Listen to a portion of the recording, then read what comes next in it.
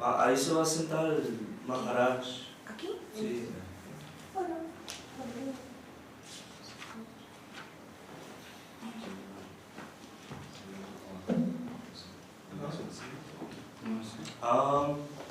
What do you recommend?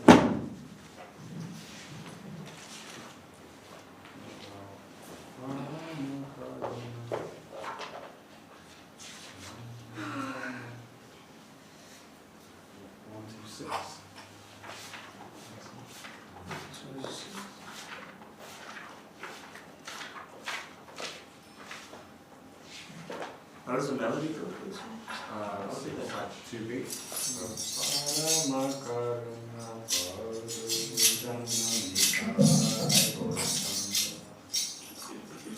And on the second verse, would you go?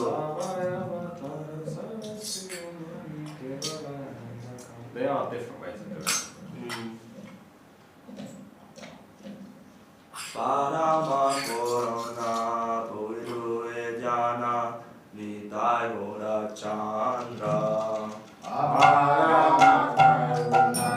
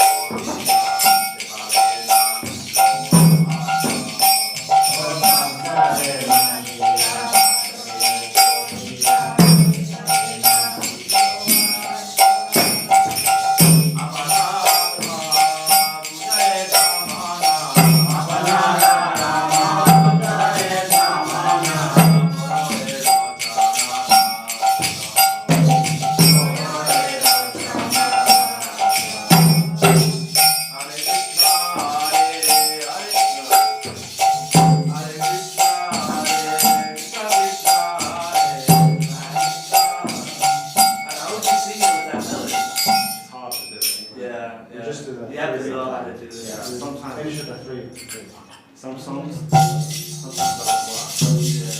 Yeah. And some do, some just don't. This one, just don't. How would you do it? You do it.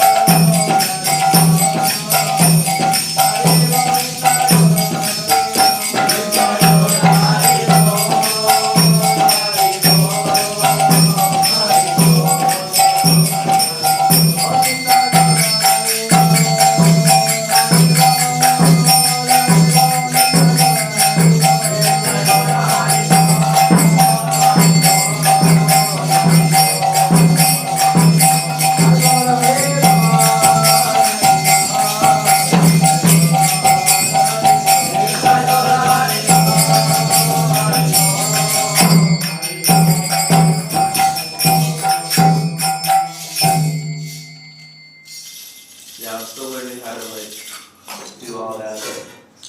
And it's good to hear and like see it's how actually, it that's works. a difficult tune. Yeah, It's difficult to sing it. You can do it. It's just it's not like some songs. They're just they're naturally like you can Flows easily. you can bridge it easier. Yeah, It's just yeah. like it's natural. That one is you have to play around with the melody a bit. Yeah, you gotta know a little Slightly bit. change it, but Yeah. Yeah, because it's the syllables of the words. You have to drag out certain words. Yeah. So you have the Hare Krishna. So it's not. There's only 2 words there. Yeah. It's quite long. Yeah. That's on page 18. Yeah.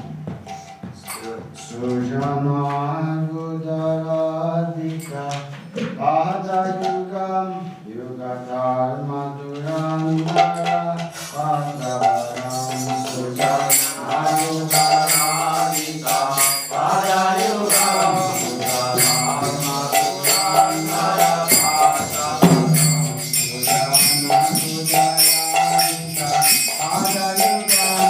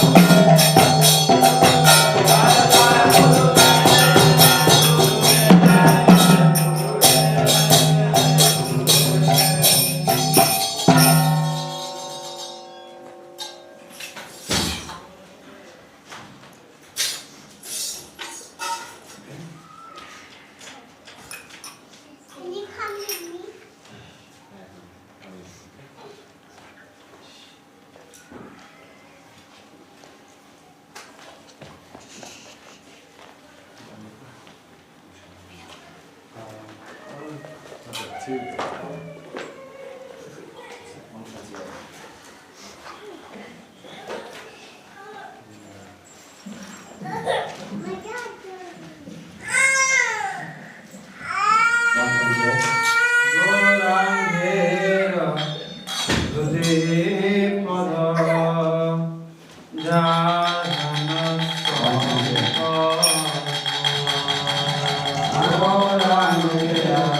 128.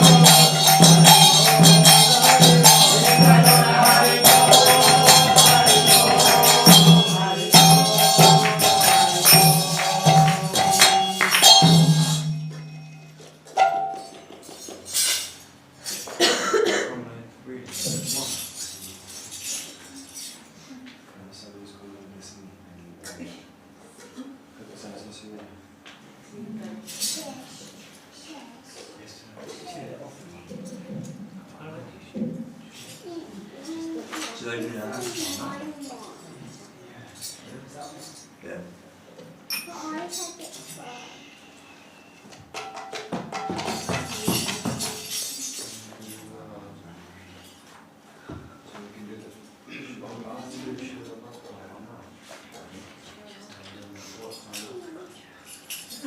What, 62?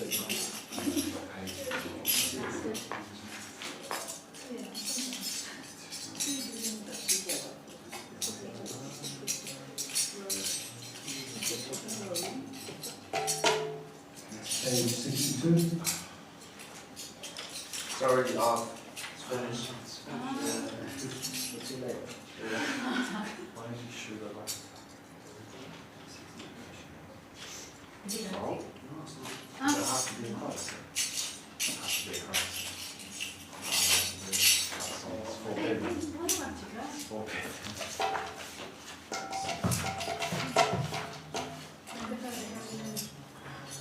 Yeah, let's do 155. Página 155. 155, page 155. Yeah, sorry. That's what I meant.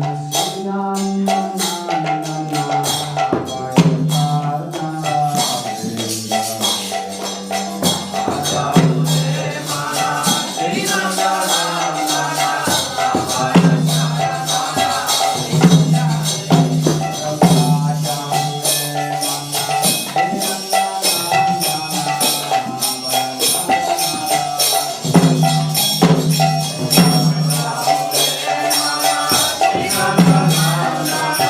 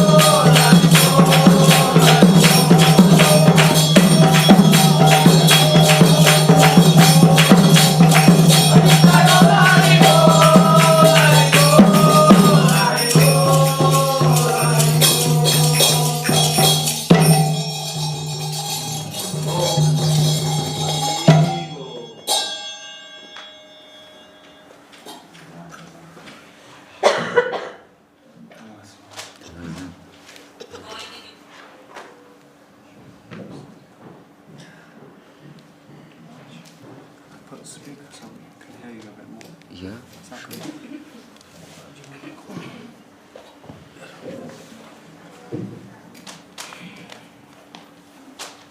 Oh, this is speaker, no? This is for Oh, okay. Kitchen. Oh, okay. Very bad hearing these days.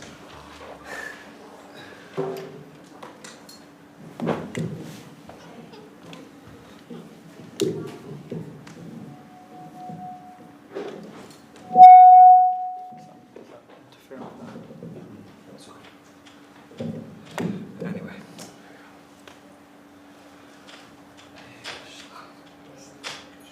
Sit comfortable. Do you want to sit in it? I see.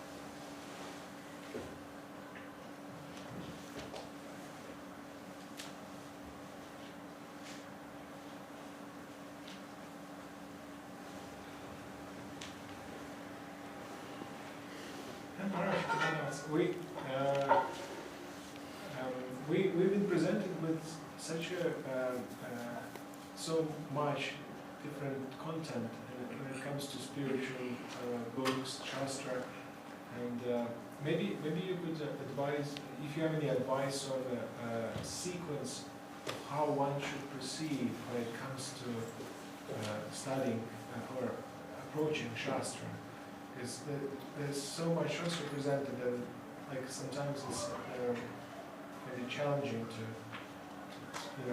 to read so many at the same time. And what would be the best sequence to read it for proper understanding? The beauty of Shastra is that it approaches different people with different methods, with different approaches to different people. It's like when you want to reach some place, you go walking, then take taxi, then bus, then plane, then train. But those who are located near to that place, they use different ways to approach that place. You see? So Shastras, they don't give universal advice to everyone because everyone is different. Some people are more inclined to philosophy, so they are given advice not to be so much overwhelmed with that. Some people more emotional. They like more kirtan. The most of us like prasadam and take rest. So to these people, to the majority of people, the approach is different. But in general, we have to understand. So of course, it was like a joke, but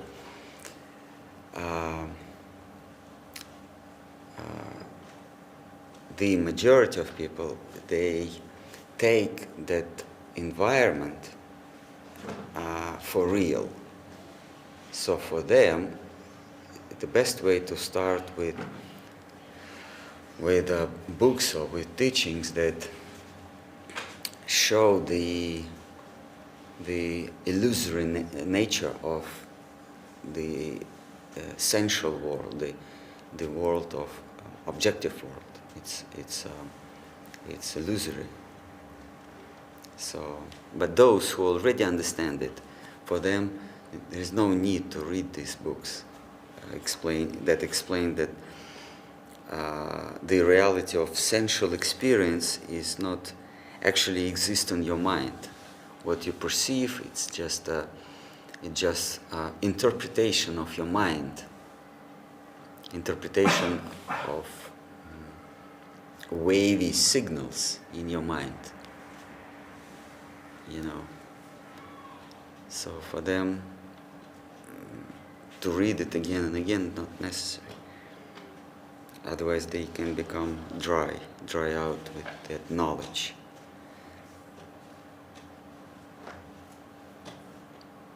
You understand? And how to understand for whom it is necessary to put more effort in the practical aspect of the sermon, and for whom is important to establish a stronger foundation when it comes to understanding Sambandha.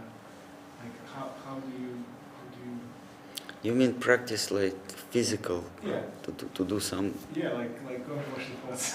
Okay. What's wrong with it? You know, Krishna in Gita says that the best is you always think of me. So he hints that to be always merged into thoughts of him is the best way. If you are not able to do that, do something else. So he gives us like hierarchy of things to do.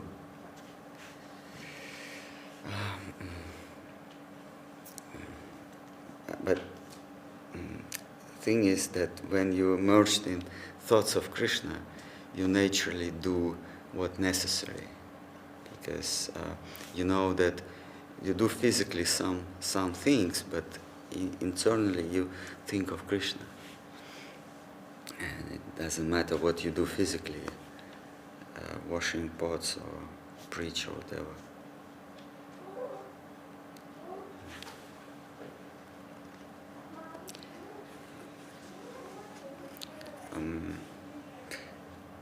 Some people are more engage themselves in mental work, some more in physical work. It depends on who you identify with yourself. If you basically are in a bodily position, bodily conception of life, then so you identify yourself with your body. So the best way for you is to engage your body, because you think this is you.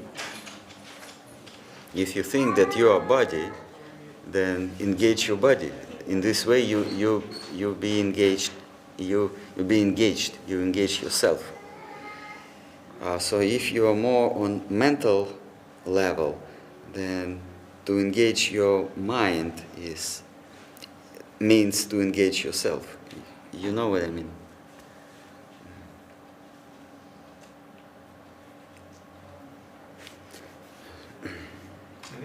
Is this like happens one after another, like a deeper immersion? Like first you engage your body, and then automatically you will realize that you're not the body, because there is still some part of you which is not engaged. You engage yourself. The problem is that you identify yourself with your body, but you engage yourself. And when the realization comes that you are not your body, then you still engage yourself. But in this case, you're already thinking that your senses or your mind. But anyway, you engage yourself. The thing is, you are not your body. And when you reach the platform of the soul, you still engage yourself, but you engage your soul. And this is called devotion. I mean, not mental, not physical, because everything but your soul you can imitate. You can imitate service, physical service. You can imitate, but the soul you cannot imitate. It's your own activity. So we are advised to engage ourselves, no matter who we identify ourselves with. So this is the general advice, and we call it pure devotional service, the service of yourself. When you understand you are spiritual soul, spirit soul, then by engaging spirit soul in service, you engage yourself. Any? So the question is, how do you convince someone they have? So step one is convince someone they have a soul, and convince yourself you have a soul. You mean preaching? How to preach the right way so people understand? Also, you have to convince yourself you have a soul. Oh. And I don't remember. I don't think there is a method how to convince yourself. what is the best method? I don't think there is one. You know, an eye cannot make an eye surgery on itself. It has no hands. So you can ask someone to do the surgery on your eye, or anything. So you cannot manipulate with yourself because it's you. In philosophy it's called transcendental structure. That philosophical term, transcendental structure. It means something that that determines how you perceive the world. So, let's say on your eye there is some ornament on your eye, but you don't see that ornament because it's on the surface of your eye. So that ornament determines how you observe things. Like if there's some circles, so you see everything like circles, and you think that the environment is circle-like. So this is called transcendental structure, and you cannot remove it by yourself because you don't think that there is something on your eye. It's called transcendental structure. Transcendental means it's beyond your facility. Transcendental, beyond your facility to change it. So you approach someone, and that someone will look at you and say, okay, something is wrong with your eye, and I may help you if he is qualified person. So same way, we are advised to approach, we call it sadhu sangha, it's a technical word sadhu sangha, to put yourself under the influence of someone who can help you. So he, by his influence, we call them Mahabhagavat. It may be in form of book or in form of person. So that agent will help you to understand you are not your body, because that structure, that transcendental structure, dictates you that you are your body. Default setting. Huh? The default setting. Yeah, it's in your transcendental. It's in your eye. So, yeah. I heard one time they had that question, who am I? And then the answer was, it is the I without the I. I'm the I without the I. Yeah, perceiver. Yeah. An eye is an instrument, but the perceiver is the one who perceives, because in our dreams we can see, but our eyes are closed. No, I mean the I like me, I, me, mine. Mm. So the I is I, Mm. without the I, like, Without instruments. without the identification, so Mm. the Yeah. soul, Yeah. is without all that identification. Mm. But isn't it this identification constructs the biggest part of what we perceive ourselves at the present stage? The reason. No, let's say there's an observer, which is like 1% of me, right? And then there is all those layers and layers which help me to self-identify as this person.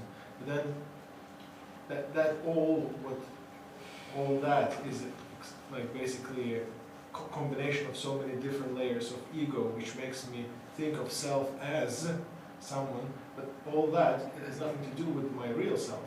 And now even though I know that theoretically speaking I'm a soul, I'm experiencing the universe and the world through that 99%.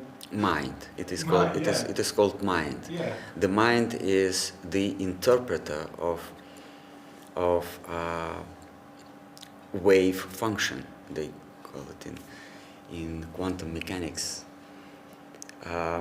Like let's say we see the red color, but actually it's not red color. It's a wave of it's electromagnetic wave that touch me, like it touch me, and then it generates the vibration of my nerve connected to my, they say it brain, but we call it mind. So mind perceives that wave, electromagnetic wave, and interprets it as a red color. Same way with green color or sound. It's just a wave coming not to eye but to the ear. And then it starts vibrating. And that vibration, my mind tells me, oh, this is high sound or low sound. But actually, it's just vibration. So we perceive vibrations with different layers or different surfaces of that instrument. Some vibrations we perceive with eye, some with ear, some with tongue, nose, and skin. So, and that makes the picture of something real.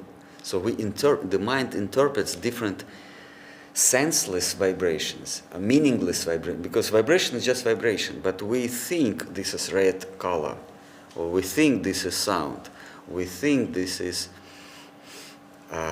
sweet or bitter.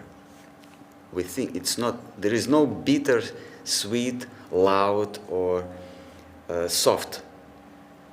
There is only waves.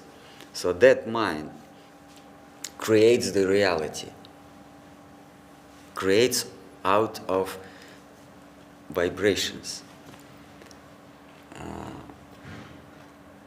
So we live in imaginary reality, the reality created by our mind. And you can trick the mind with a headset. Hmm? You can trick the mind with a VR headset. Yeah, I mean, this is the general jnana or yoga path. You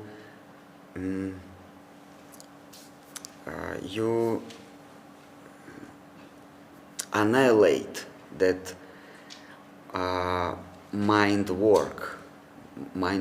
that mental work, and realize that there is nothing but yourself, the consciousness. But this is not the way of bhakti, because bhakti teachings goes further or deeper. It says, yes, this is all vibration, but vibration couldn't come from nothing. Something or someone created or generated that vibration, and that is, we call this person, we call him Godhead or God. from him everything started vibrating. The problem, we interpret these vibrations in wrong way, but once we come under the influence of devotees, so we understand that this vibration is just coming from the lila, and we can perceive this as play of sweet absolute. It's bhakti, it's a little different. Maharaj, what makes us perceive it in a wrong way in the first place? Pratishta, a self-aggrandizement, honor, the desire to establish ourselves, called pratishta, means to take stable position, pratishta. So we want something inner, something stable. We want to make this world belonging to ourselves, to lord it over. This desire. And that desire formulates the way we perceive these vibrations. So when one takes Mahamantra from Guru Maharaj, in our line, Gurudev, all Gurus say, I receive this vibration from my Guru and my Guru from his Guru, and this goes to Krishna, to Radha Govinda. So I give you this vibration, so you can start perceiving the world as extension of the play of sweet absolute. If you come under the influence of Vaishnavas. If not, then you still will perceive this world as kshetra, as the field of your manipulation.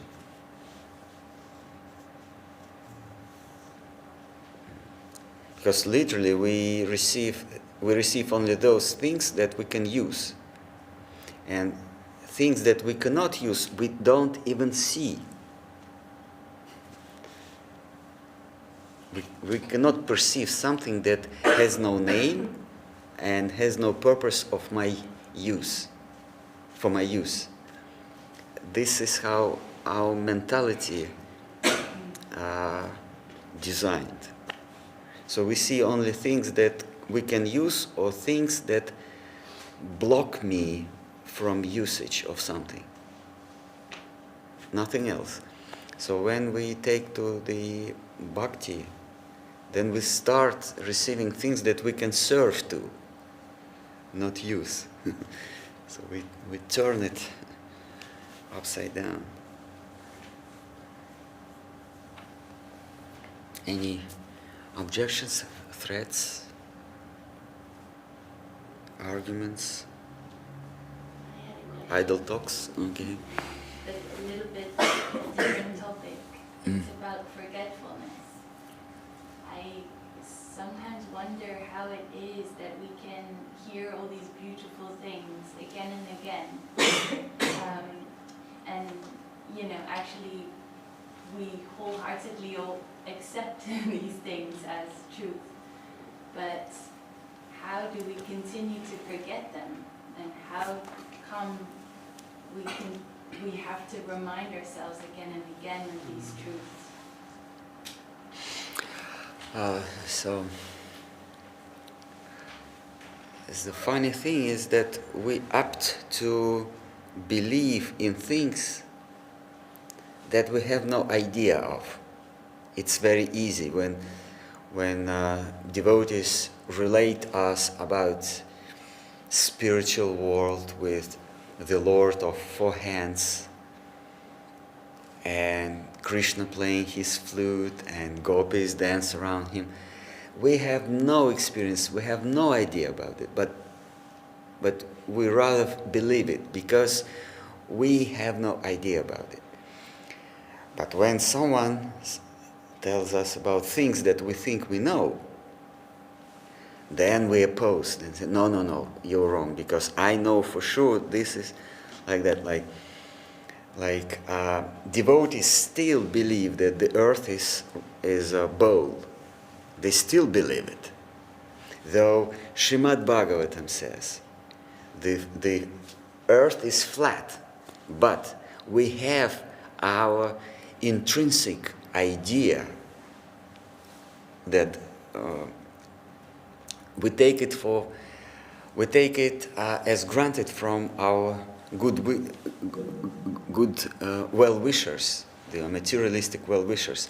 They told us the earth is bowl. So we believe them because we have. And then when we meet devotees and they say, well, this is flat. When we read Bhagavatam in 5th canto, when Shukadeva Goswami explained this is flat and it has 7 circle-like islands, we say no. It's something, like ancient Hindus, they just created some idea, but we know this is wrong. Because we think we know how it is. So this is the problem. We think that we know how to do, we know how things are. But if we hear something that beyond our experience, then we're ready to believe. And this is false belief. We believe in Radha Krishna and his peacock feather. It's superficial so far. When we start believing menial things that we think we know from Bhagavatam, then our real faith, you say forgetfulness, so then we will not forget it. Our gurus tells us about that we're eternal. We're eternal. And philosophically we know that we're eternal because I exist. This is truth. I exist because I exist. If I don't exist, but then who asked this? It's me. I exist, and then nothing cannot come. Anything cannot come from nothing. If I exist, then I could not possibly come from nothing. That means I always existed, and I will never cease to exist. And we read it in Bhagavad Gita. But still, we're afraid of death.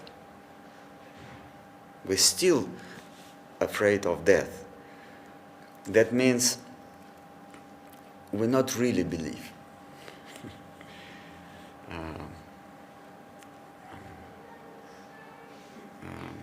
And as for, you ask for forgetfulness, Krishna in Gita says, I am the one who decide what you forget or what you remember of. It's me, Krishna says. It's me who determines this. So I can take away your remembrance and put you in forgetful state of consciousness. So Queen Kunti, when Krishna is about to leave Hastinapur, she says, please make me always remember you, because if I remember you, then I will not forget essential things and I forget anything else. So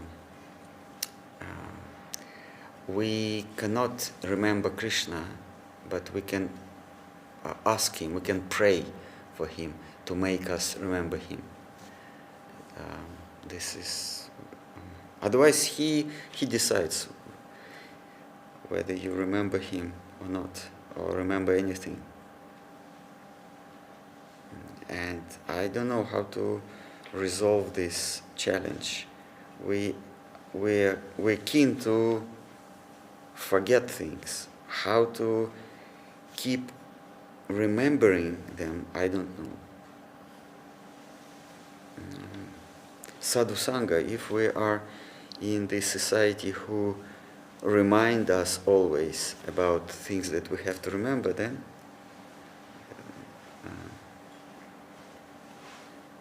He decides whether you remember or not. yes, he says it in Gita. I forget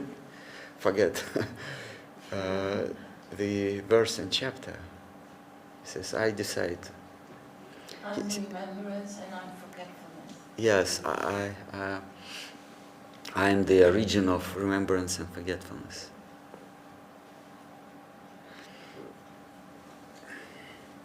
And in the end, he says, if you're always with me, you will always remember me. Because if you're near to me, I will not let you forget myself. He's so tricky person that if he is beside you, he has questionable behavior. So if he is along with you, you will always remember him.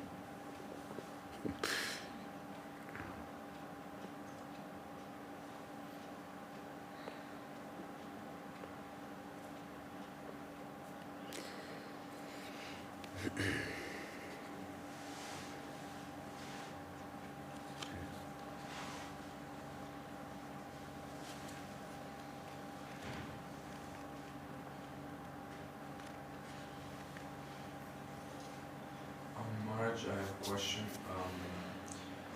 In Shri Guru and His Grace, they give an example of, not example, there's a story about a king who's searching for someone to flatter him, to show that we always need to follow what our Guru Dev says. And then there's another story about... You mean that yes man? Huh? Yes man. Yes, king, I will do, I'm good for this job. No, I'm not good. Yes, I'm good. And the other story was about someone receiving a mantra from his guru that would liberate everyone if they knew it. And so the first thing he did is he walked out. He said, "I'm not." He told this mantra to everyone. And so it's like it's contradicting the two stories, because in one way it says like you should follow everything your guru says, but in the other story it's like it doesn't always necessarily mean you should. You should follow what your guru means. So But it's a big art to understand what he means. So we know the story of Saraswati Thakur and his Gurudev, Gaur Kishore Das Babaji Maharaj. Gaur Kishore Das Babaji Maharaj told him, you go preaching, but never go to Calcutta, because Calcutta is the place of devil, a place of Maya. And the first place he went to preach was Calcutta. And Sri Sridhar says, and his Guru Dev was satisfied, though externally he disobeyed the order of his spiritual master, but internally he satisfied him.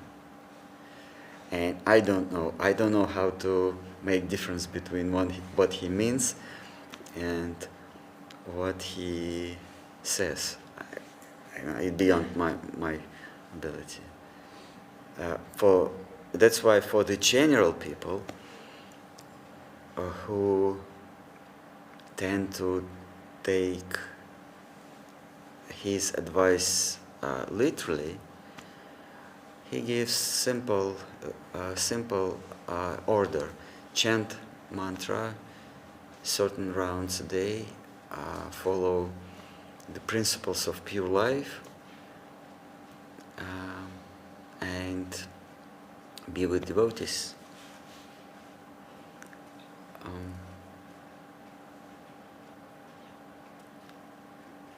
So this is general.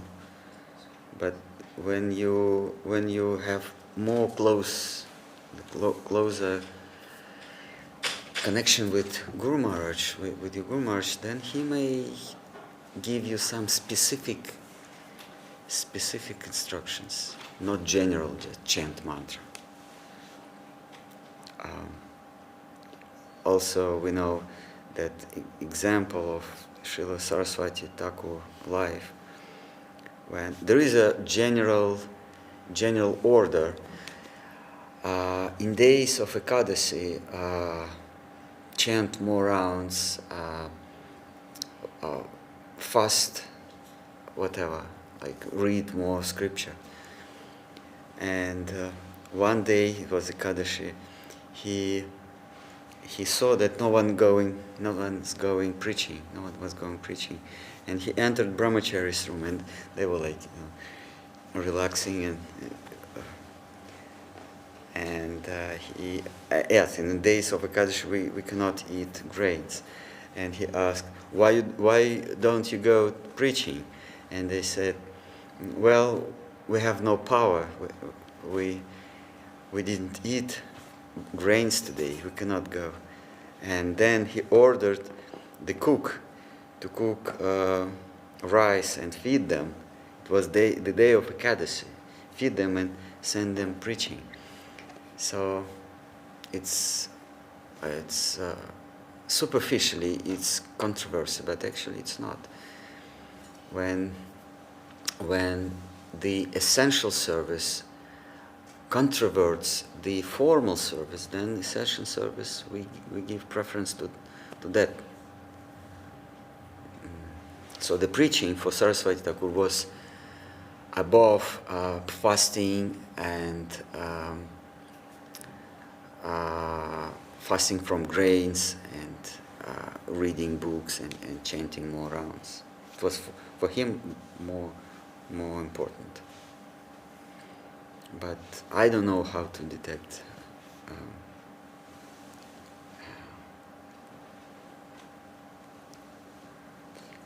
I remember, well, it's personal, but Gurudev, when he wanted the new temple in London, once he told me, Maharaj, if it's necessary for you to make someone a widow, I allow you.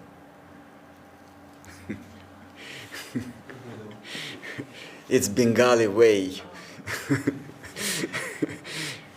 So it's so important for me that if you need to make someone a widow, okay.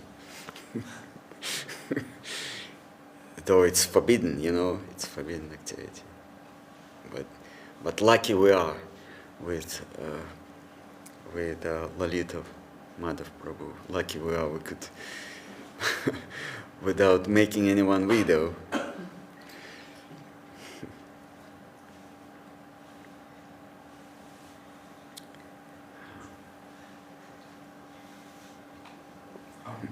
Also, And of course, with the mercy of Saraswati Didi, the temple is still running.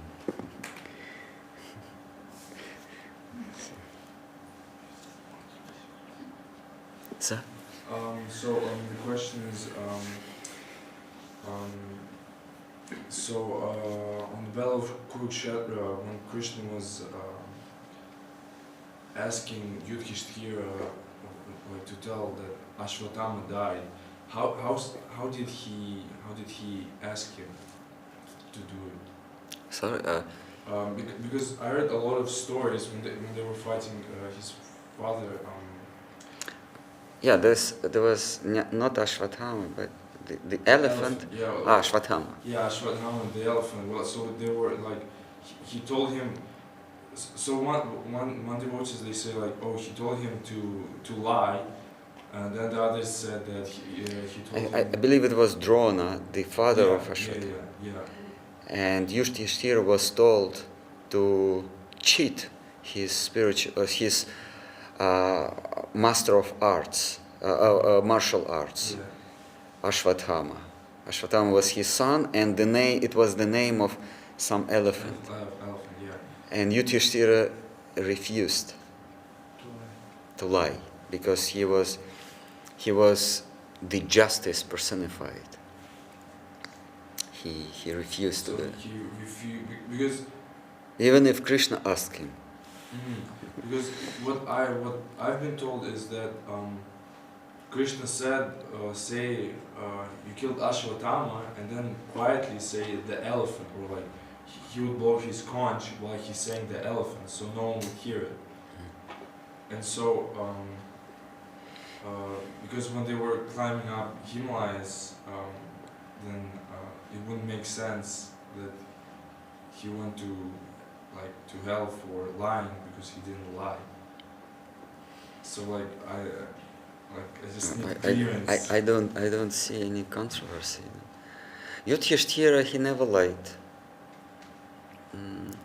It was against his nature.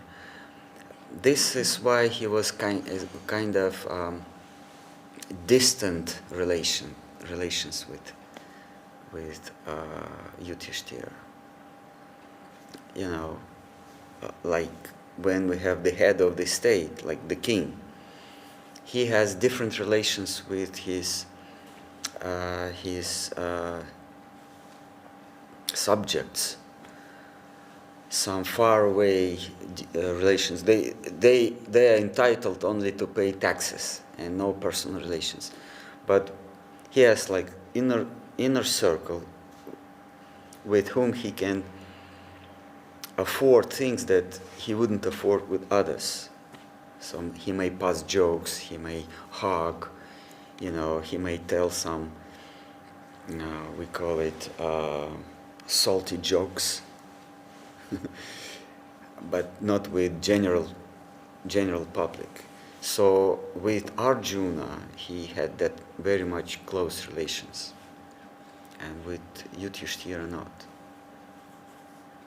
So because I heard that he did eventually say it, and one of Pandavas beheaded Dronacharya because he fell on his knees while he heard that Ashwatthama died. Yeah, he lost his spirit and he couldn't fight. He eventually lied. Yudhishthira. Yeah. Okay. I'm asking. No. As far as I know, he didn't. He said, As I know, he but said Ashwatthama has been killed, and then he muttered under his breath, the elephant. So he didn't lie. Okay, then why did he go to hell? he did not. But when they were all falling down. No. He rest. They went to heavenly place, Svarga. Because I heard that Arjuna went to hell because he was very proud of his archery skills. All Pandava went to Svarga, according to Mahabharata. Really, he went to hell, Yudhishthira? No. They climbed up the Himachal, and on the way they lost. First, two brothers fell. Then, so he was the last one with the black dog, and then they reached Svarga, heavenly planets. Maybe this was another Mahabharata. I don't know. No. Or maybe they had to go beforehand, do some penances. Though they saw different, they call planetary systems. They saw on the way, along the rise. They could see, but he didn't go to hell. Because I was told that Arjuna went to hell. All the Pandavas and Draupadi went. They had to suffer in hell because Draupadi didn't love all the Pandavas equally, even though she promised she loved Arjuna more. And Arjuna, because he was too proud of his archery skills. Yeah, well, he had another wife, Subhadra. So how could you expect from Draupadi to love him? But he had. Maybe just. I mean, not it's. right, not author. I don't know.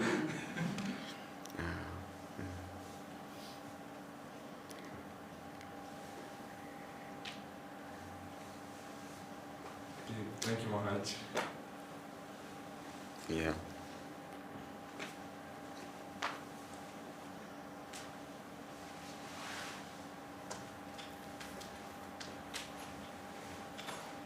Any, any objections, maybe?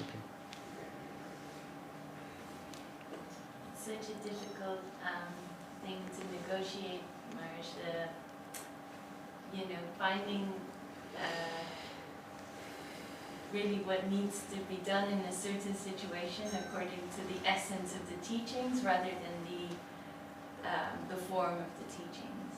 It seems actually constantly in a journey of negotiating these things. If you want to really go deeper into what Gurudev has taught us, what one's Gurudev is teaching us. So, Yeah, the message of Shastra and Gurus is that this world is not real, and there is a real world where we belong to. We're children of land of nectar. So this is the essence of the message. And when Parikshit Maharaj asked Shuka for the guidance, Shukadev said, "I can tell you fully. I mean, this is the first time I'm speaking at all. I didn't tell anything, not this teaching, but at all anything. I was silent all my life, but I'm ready to speak with you, but you have to be qualified to listen it." And the first qualification is there is no perspective for you in this world. And I see you have that quality. You know that you have only 7 days left.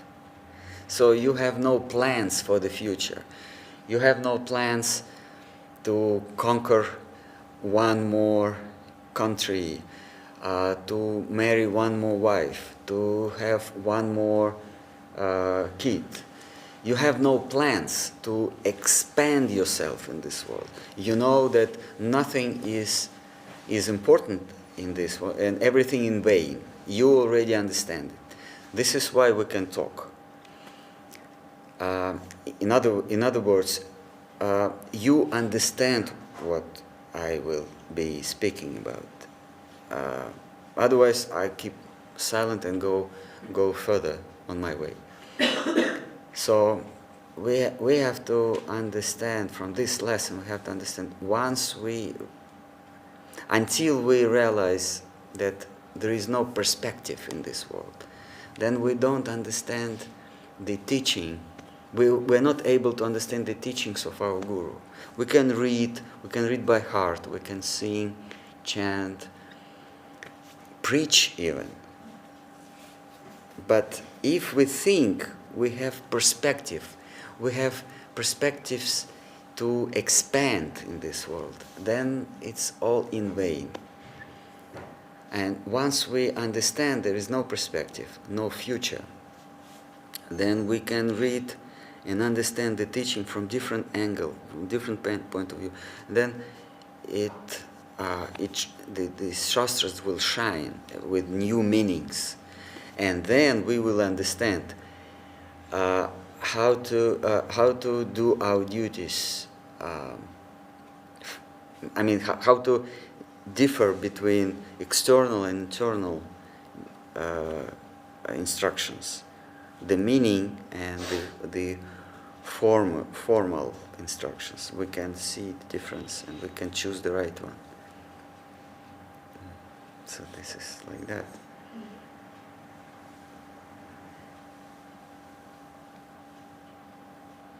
In light of this beautiful answer, how would you advise those that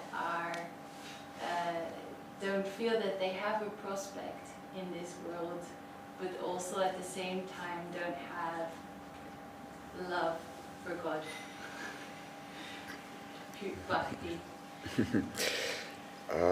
At least when you have no perspective in this world, you can understand. You may not have love. it's impossible to have it. I mean, Uddhava says, the number one devotee says, I have no, look at these girls, the village girls. You're talking to me, you're talking about my love to Lord? Look at them. So there is no way, there is no chance for us to have it. But at least we can understand what our masters tell us. Forget about love. It may come or may not. But losing that future, that perspective in this life, we can understand every single prayer and Bhagavatam and Gita.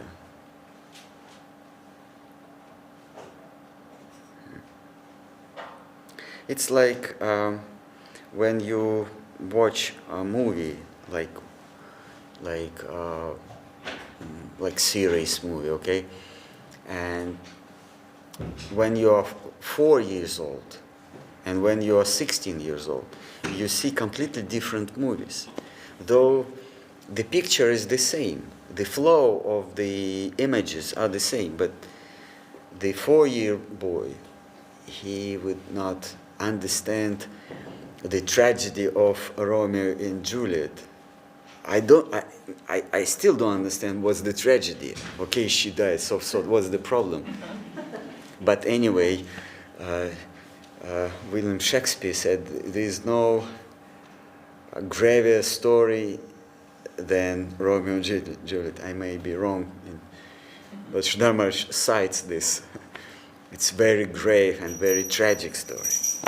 The most of them. So when you recite this story to 4 or 5 years old kid, he will not understand anything because he's not ready. He has no qualification. His body is not prepared to perceive this. His mind, senses, and body not ready to perceive these things that are open to adults. Okay. So in our case, the qualification, like we are children now because we think there is perspective, there is future. I can take to that path, become famous, become rich, become that and that. I have so many ways to develop myself. And this is like childish mentality. And when we grow up, when we become mature ones, we understand there is no perspective. And then we perceive the reality in different way, particularly reality of described by our masters.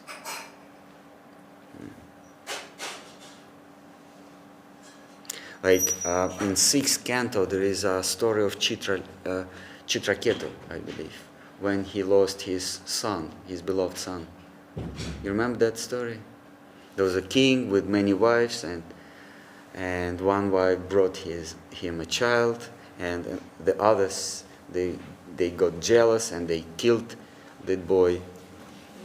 You remember that story? In 6th canto. Huh? Yeah, they poisoned him and he died. And then there is description how terrible the condition of the queen and the king was. And then 2 rishis came, Atri and someone, I forgot the names. And when I read, I don't see what's the problem. Okay, they lost the kid. What's the problem? Because I never had my own children, so I don't feel the gravity of that loss. But those who have children I have some glimpse of that feeling because I have parrots, and I may imagine what they feel who lose their children. I mean, it's what they feel. It's a portion of that grief when one loses his parrot. You know, it's similar, right?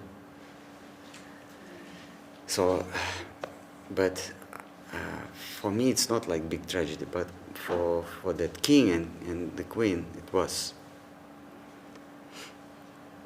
So same way we don't understand many things in scriptures because we are not grown up, we are not adults in spiritual way, in spiritual meaning. So we have to close, no?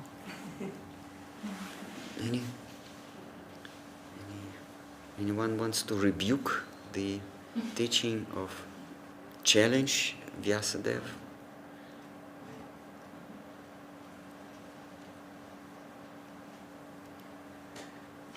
Today, Not today.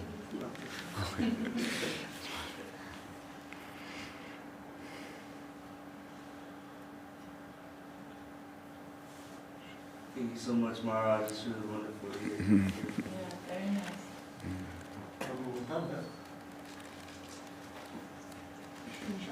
Сейчас начинается, да? Сейчас начинается арти. Jai. Jai. Yes, there was Bharati Maharaj, the friend of Sridhar Maharaj. To him, Jai. Jai. Okay, so.